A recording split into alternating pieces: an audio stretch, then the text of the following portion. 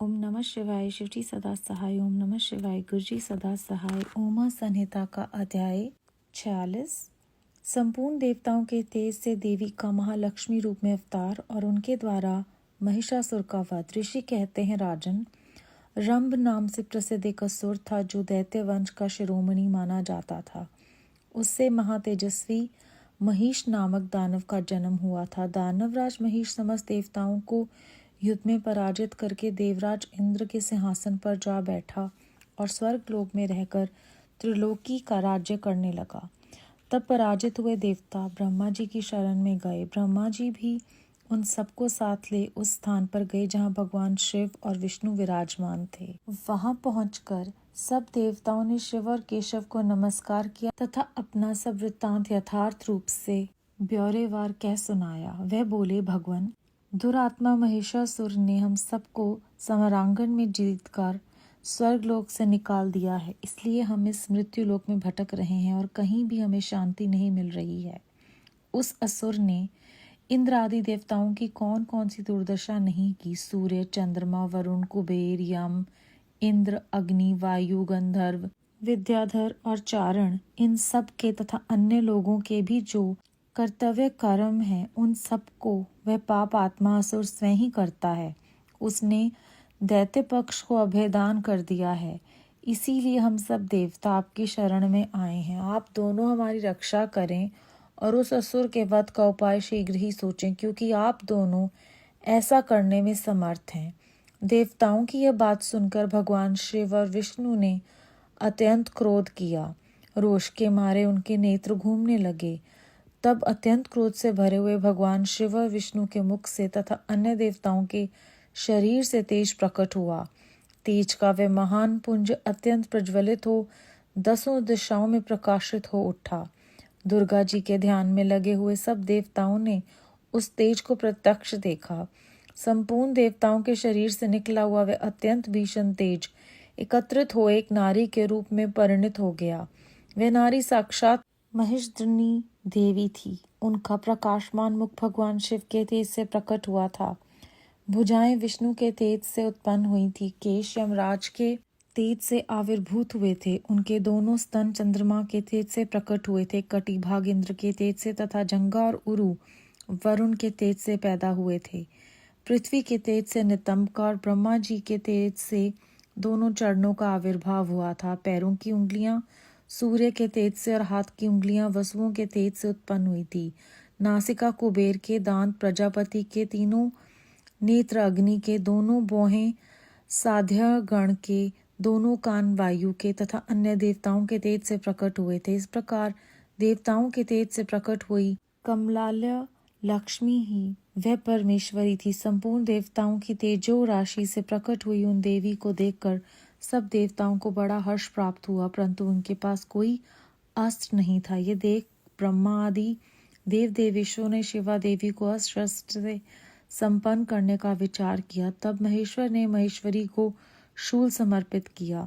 भगवान विष्णु ने चक्र, वरुण ने पाश, अग्निदेव ने शक्ति, वायु देवता ने धनुष तथा बाणों से भरे 2 तरकश और शचीपति इंद्र ने वज्र एवं घंटा प्रदान किए। यमराज ने कालदंड, प्रजापति ने अक्षमाला, ब्रह्मा ने कमंडलू एवं सूर्यदेव ने समस्त रोम कूपों में अपनी किरणें अर्पित की। काल ने उन्हें चमकती हुई ढाल और तलवार दी। क्षीर सागर ने सुंदर हार तथा कभी पुराने न होने वाले 2 दिव्य वस्त्र भेंट किए। साथ ही उन्होंने दिव्य चूड़ामणि, 2 कुंडल, बहुत से कड़े, अर्धचंदर, केयूर, मनोहर नूपुर, गले की हंसुली और सब उंगलियों में पहनने के लिए रत्नों की बनी अंगूठियां भी दी। विश्वकर्मा ने उन्हें मनोहर फरसा भेंट किया। साथ ही अनेक प्रकार के अस्त्र और अभेद्य कवच दिए। समुद्र ने सदा सुरमे एवं सरस रहने वाली माला दी और एक कमल का फूल भेंट किया। हिमवान ने सवारी के लिए सिंह तथा आभूषण के लिए नाना प्रकार के रत्न दिए। कुबेर ने उन्हें मधु से भरा पात्र अर्पित किया तथा सर्पों के नेता शेषनाग ने विचित्र रचना कौशल से सुशोभित एक नाग हार भेंट किया, जिसमें नाना प्रकार की सुंदर मणियां गुथी हुई थी। इन सब ने तथा दूसरे देवताओं ने भी आभूषण और अस्त्र शस्त्र देकर देवी का सम्मान किया। तत्पश्चात उन्होंने बारंबार अट्टहास करके उच्च स्वर से गर्जना की। उनके उस भयंकर नाद से संपूर्ण आकाश गूंज उठा। उससे बड़े जोर की प्रतिध्वनि हुई जिससे तीनों लोकों में हलचल मच गई। चारों समुद्रों ने अपनी मर्यादा छोड़ दी, पृथ्वी डोलने लगी। उस समय महिषासुर से पीड़ित हुए देवताओं ने देवी की जय जयकार की। तदनंतर सब देवताओं ने उन महालक्ष्मी स्वरूपा पराशक्ति जगदम्बा का भक्ति गदगद वाणी द्वारा सत्वन किया। संपूर्ण त्रिलोकी की क्षोभग्रस्त देख देव वैरी दैत्य अपनी समस्त सेना को कवच आदि से सुसज्जित कर हाथों में हथियार ले सहसा उठ खड़े हुए। रोष से भरा हुआ महिषासुर भी उस शब्द की ओर लक्ष्य करके दौड़ा और आगे पहुंचकर उसने देवी को देखा जो अपनी प्रभा से तीनों लोकों को प्रकाशित कर रही थी।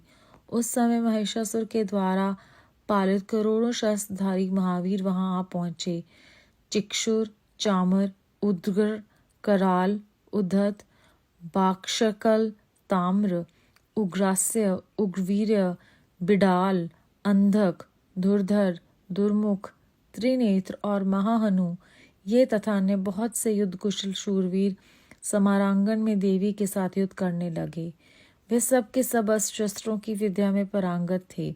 इस प्रकार देवी और दैत्यगण दोनों परस्पर जूझने लगे। उनका वह भीषण समय मार काट में ही बीतने लगा। इस तरह भयानक युद्ध होने के बाद महिषासुर देवी के साथ महायुद्ध करने लगा। तब देवी ने कहा, रे मूढ़, तेरी बुद्धि मारी गई है, तू व्यर्थ हठ क्यों करता है? तीनों लोकों में कोई भी असुर युद्ध में मेरे सामने टिक नहीं सकते। यूं कहकर सर्व कलामयी देवी कूदकर महिषासुर पर चढ़ गई और अपने पैर से उसे दबाकर उन्होंने भयंकर शूल से उसके कंठ में आघात किया। उनके पैर से दबा होने पर भी महिषासुर अपने मुख से दूसरे रूप में बाहर निकलने लगा। अभी आधे शरीर से ही वह बाहर निकलने पाया था कि देवी ने अपने प्रभाव से उसे रोक दिया।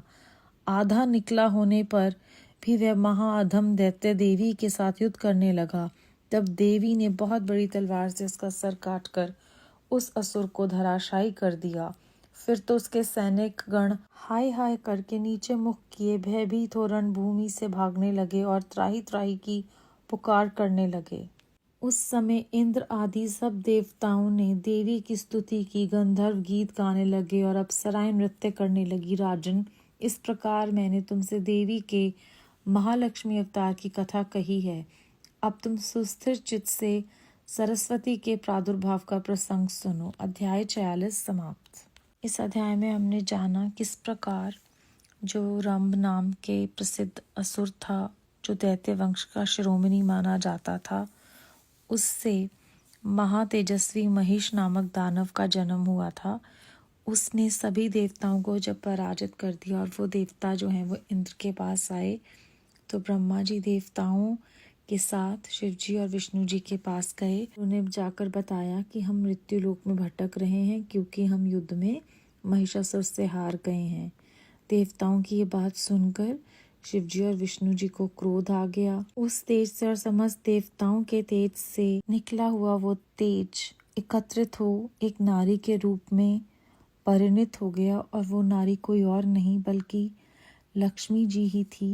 वो परमेश्वरी के रूप में आकर सबका उद्धार करने आई थी। समस्त देवताओं ने उनको अस्त्र शस्त्र देकर उन्हें संपन्न किया अस्त्रों शस्त्रों से, और फिर उन्होंने भयंकर नाद से जब आवाज़ की तो पूरा आकाश गूंज गया, सब और हलचल मच गई। चारों समुद्रों ने मर्यादा छोड़ दी, पृथ्वी डोलने लग गई और महिषासुर से पीड़ित हुए देवता ये सब कुछ देखकर बहुत प्रसन्न हुए। उस स्वर को सुनकर महिषासुर जो है वो उस लक्ष्य की ओर दौड़ा। अपने शस्त्रधारी महावीरों के साथ आकर उसने देवी के साथ युद्ध किया। फिर महिषासुर के साथ देवी का माया युद्ध हुआ। के पश्चात उन्होंने महिषासुर का वध कर दिया। इस अध्याय में हमने महालक्ष्मी अवतार की कथा सुनी है। बेअंत शुक्राना गुरु जी महाराज। ओम नमः शिवाय। शिव जी सदा सहाय। ओम नमः शिवाय। गुरु जी सदा सहाय।